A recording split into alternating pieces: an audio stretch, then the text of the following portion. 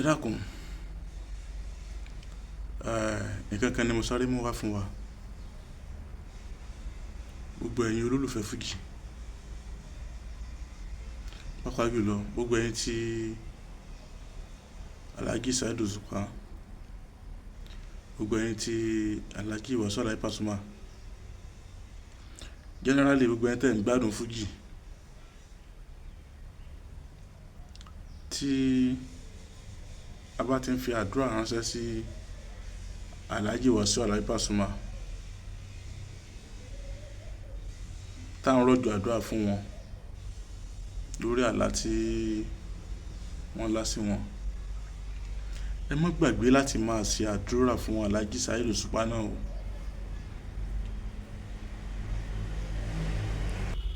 Ẹ má gbàgbé láti máa fi àdúrà ránṣẹ́ sí Saheed Osupa náà.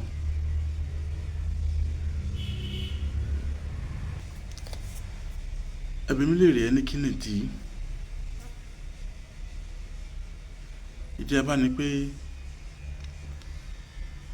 lóòótọ́ gbogbo àwọn olórin tá à ń gbádùn pọ̀ wọ́n pọ̀ gan, fẹ́ sọ pé gbogbo wọn náà ni à ń gbádùn. Bàbá ní àláìkì ẹnìkan kìnnìkan still náà bàbá láìkì orin ẹ̀ á láìkì wa rẹ̀. A lè ní fífọ́ràtì lóòótọ́ ní olórin ṣùgbọ́n still náà a sì máa ní ẹnìkan tó jẹ́ pé a máa láìkì, ṣùgbọ́n ẹni tá à láìkì ẹ̀ náà dandan náà ni èèyàn lòun náà. Àwa ní gbàdúrà pé ká burú ṣẹlẹ̀ sí i.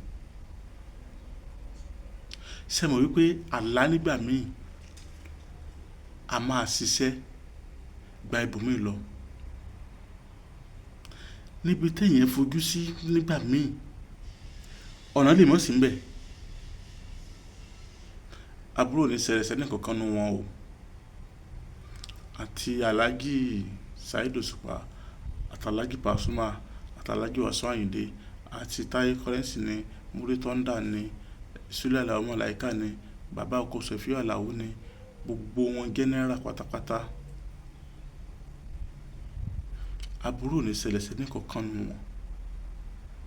Gbogbo wọn pátápátá níbi tó dé tọ́wọ́ ti ń ṣàdúrà fún Alhaji Pasuma ká máa rántí Alhaji Saheed Osupa.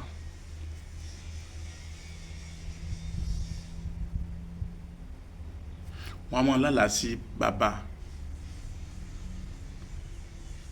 pé bàbá yìí àwọn lálàá sí bàbá wọn kíkọ́ mọ́ ṣẹlẹ̀ ìgbà kan tó sì jẹ́ wípé ọmọ ni àlá ń tọ́ka sí. Ẹ má sì mí gbọ́ o.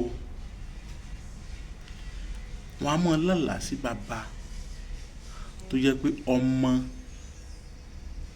ni àlá ó tọ́ka sí. Wọ́n á máa lálàá sí ìyàwó tó jẹ́ wípé ọkọ ni àlá ń tọ́ka sí.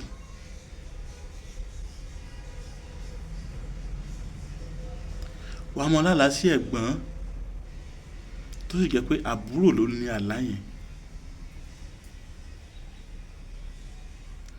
Ọlọ́run máa ń fi nǹkan hàn ẹ̀dá ṣùgbọ́n àmì tọ́lọ́run fi máa ń hàn àwọn ọmọ ènìyàn yẹn ìmọ̀ ń pa lówe ni. Àmì tọ́lọ́run fi máa ń hàn ọmọ ẹ̀dá a máa pa lówe tó sì jẹ́ pé ọ̀tọ̀ níbi tá a ronú sí ọ̀tọ̀ níbi tọ́nà wà. In general gbogbo àwọn onífújì pátápátá àbúrò ní ṣe yín kò ní fẹ́ sí yín.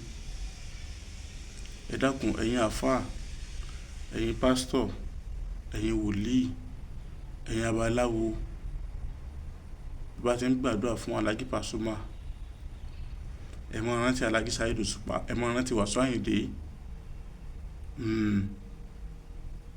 ẹ máa rántí Obesere, ẹ máa rántí gbogbo àwọn olórin yẹn pátápátá àtàwọn amóhùndúdùn káfàtà tí máwọn òṣèré tíátà. Àbúrò ní ṣẹlẹ̀ sẹ́ni kankan o. Àwa tá ti jẹ́ sọ̀rọ̀sọ̀rọ̀ náà àbúrò ní ṣẹlẹ̀ sáwa náà o. oṣù bàbá yìí àbúrò ní bàbá ń bẹ o. Ẹ jẹ́ kí a máa fi àdúrà ká máa fi ránṣẹ́ sí gbogbo wọn pátápátá, torí wípé òwe ni Jésù fi bá àwọn ọmọlẹ́yìn ẹ̀ sọ̀rọ̀.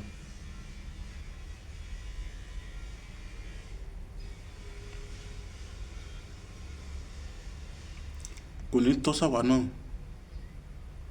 torí èèyàn làwa náà, àbúrò ní ṣẹlẹ̀ sí wa. Ẹ ṣeun. Ọlálékan Àyìndé abẹ́rẹ́ ọ̀rọ̀ ló kọ́ mi, Sọ́nà Yáfíkúdé orúkọ tó ju lọ, abọ́ra tí kì í bá wọn kà ní sí pẹ̀lẹ́pẹ̀lẹ́, asá ò ní balẹ̀ gbogbo ikọ̀, asá ò ní balẹ̀ gbogbo yán.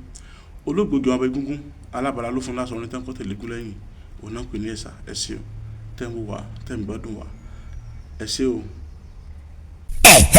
Atoni ìgbàlọ́lọ́ ń jalajala aluwala.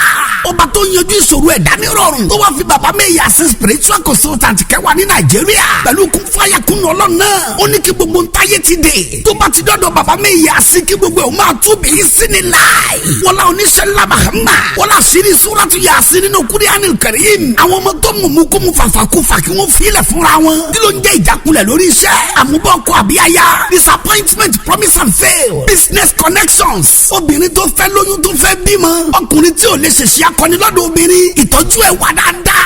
Tẹ bá rẹ̀ ni tó ń fojú kó jàǹkárí wọ̀. Kò ní rí bẹ́ẹ̀ mọ́ mọ́ṣálá. Ẹ máa bọ̀ lọ́dọ̀ bàbá Mẹ́yà sí spiritual consultant nílùú Àbújá FCT. Ẹ tún lè pè wọ́n sórí aago 0913-838-3600 tàbí 0812-637-5711. Ìlànà àmọ́ inshallah.